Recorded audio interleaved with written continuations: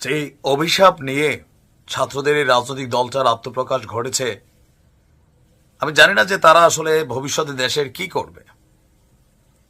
ভাবা যায় যে আবু সাইদকে কেন্দ্র করে এত কিছু ঘটনা ঘটলো, যে আবু সাইদের কথা বলে মুখে ফেনা তুলছে, সেই আবু সাইদকে গতকালকের প্রোগ্রামে আমরা ব্যানারে দেখেছি, কিন্তু তার যে পরিবারটা আছে, আমাদের এই নতুন রাজনৈতিক দল যখন আত্মপ্রকাশ ঘটলো, তার পরিবার কি দাওয়াত পেয়েছিল?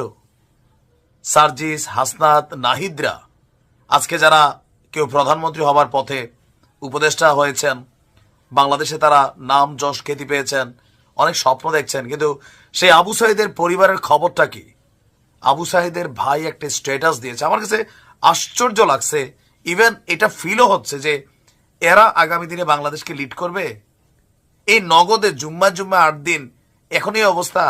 আর শেখ হাসিনার পতনের পিছনে একটা কারণ ছিল মুক্তিযোদ্ধা, একটা ডায়লগে পতন হয়েছিল। আর এখানে এসে আমরা কি দেখছি? আপনি দেখেন, আবু সাইদের ভাই আবু হুসেইন তিনি একটা পোস্ট করেছেন গতকালকে। তিনি লিখেছেন, মনে অনেক দুঃখ ব্যথা নিয়ে পোস্ট করতে বাধ্য হলাম। সকল শহীদদের প্রতি সম্মান রেখে বলছি, বৈষম্য বিরোধী ছাত্র আন্দোলনের নেতৃত্বে নতুন রাজনৈতিক দলের আত্মপ্রকাশ অনুষ্ঠানে অন্য শহীদদের মাধ্যমে আমন্ত্রিত হয়েছি। কেন? অন্য শহীদদের মাধ্যমে তিনি আমন্ত্রিত হয়েছেন, তাদের কারো সময় হয়নি। নাহিদ, আসিফ, সার্জিস মুখে দিয়ে ফেনা তুলে ফেলতেছে ভালোবাসা, জুলাই আগস্ট, যার যার ক্ষমতার ধান্দায় মনে চলে গেছে। আহতরা রাস্তায় বইটা থাকে। আরে যে মারা গেছে আবু সাইদের পরিবারকে আপনারা দাওয়াত দেন নাই। দেখলাম যে নাহিদের বাবা আসতেছেন ভিভিআইপি লেভেলে। আবু সাইদের বাবা কোথায়? আপনি দেখেন, আমি খুবই আশ্চর্য হচ্ছি। তারপর বলছে যে তাদের কারো সময় হয়নি আমাদের ফ্যামিলিকে আমন্ত্রণ জানানোর, এবং অনুষ্ঠানে উপস্থিত হওয়ার পর কাউকে খোঁজ খবর নেয়নি। তারা যেখানে আসলো তাদের খোঁজ খবরটা কেউ নেয়নি, অথচ অন্যান্য ফ্যামিলিদেরকে নিয়ে টানাটানি। মানে এখানে আসলে কি ঘটছে আমি নিজে বুঝছি না।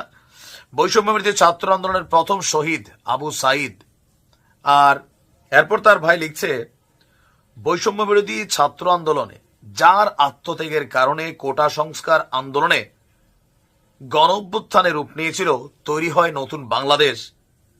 বৈষম্য বিরোধী ছাত্র আন্দোলনের কয়েকজন সমন্বয়ক শহীদ আবু সাইদের ফ্যামিলির খোঁজ খবর নিয়েছে, অথচ অনেক সাধারণ মানুষ, অনেক রাজনৈতিক দলের ব্যক্তিবর্গ আমাদের খোঁজ নিয়েছে। এখনই এই অবস্থা, ভবিষ্যতের কথা বাঁধে দিলাম। যাই হোক, নতুন রাজনৈতিক দলের সফলতা কামনা করছি। ধ্বংস হয়ে যাবা তোমরা। তোমাদের নফসের মধ্যে বেইমানির একটা গন্ধ আমরা পাচ্ছি। আহত ছাত্ররা রাস্তায়, তারা চিকিৎসার জন্য চিল্লাচ্ছে, সার্জিসরা দায়িত্ব ছেড়ে দিচ্ছে। রাজনৈতিক দল গঠনের জন্য সময় হচ্ছে, কোটি টাকা খরচ হচ্ছে, কে দিচ্ছে এই ফান্ড? আর ওইদিকে ডক্টর ইউনূসের বাড়ির সামনে রাস্তায় বৈশা ল্যাংরা ঘোংরা হইয়া পোলাপাইন চিকিৎসা করতেছে। একটা সিন্ডিকেটের কবলে কি আমরা আবারও পড়ে গেলাম? ভাই দেখেন, সাইদের পরিবারের সাথে কোন ধরনের এই ধরনের ঘটনা, এটা বাংলাদেশের মানুষ মেনে নিবে না। তোমাদেরকে আমরা তীব্র নিন্দা জানাই। রাজনীতি শিখা গেছো তোমরা নাকি? আমি যথেষ্ট আশাহত হয়েছি, এদের দ্বারা এই দেশ চলবে? বন্যার টাকাগুলা পর্যন্ত ঠিক মতো দিচ্ছে না মানুষরে। আমার কুমিল্লা অনুদান যায় না ওই লেভেলে। আশ্চর্য হয়েছি ভাই, সত্যি সত্যি। খালি চেতনা ব্যবসা সবার নাকি? মকিদে ফেনা তুল্লা ফেলে শহীদ আবু সাইদ, এটা সাইদের ভাইয়ের বক্তব্য গণমাধ্যমে আসছে, নিন্দা জানাই।